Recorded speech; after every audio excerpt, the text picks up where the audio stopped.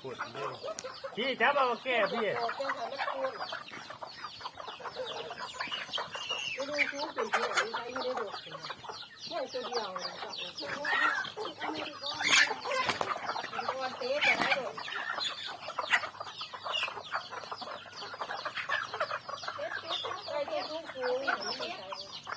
ขี้หลังมาขี้หลังเป็ดนะเป็นขี้หลังด้วย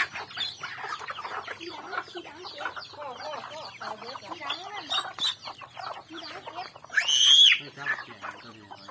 ตัวน้อยมันระวังจริงดูว่าดูวัดเสียนใหญ่เสียนเตะแล้วดูวัดมัดก็เลื่อนเลื่อนไปก็ขึ้นละ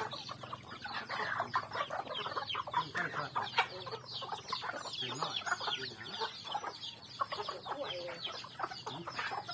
ว่ากล้วยแต่ว่าชั่วเองเนาะก็จะเสือกแม่ต้องไฟเสือกเลยคนเลยว่าโคตรกระเสือกเนี่ยคนจะเจ็บโคตรกระตัวกับหอดขี้เหนียวตัวอย่างนี้คนขากระแดงจะหำเพื่อนแย้งกระแดงจะขี้เหนียว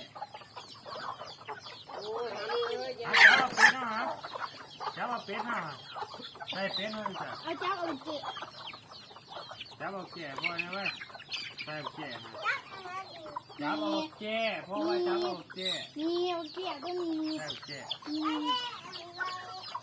จับเอาที่ละจับเอาที่เนี่ยเอากลางกระทุนมาก่อนโอ้ยจับเอามันจะตาย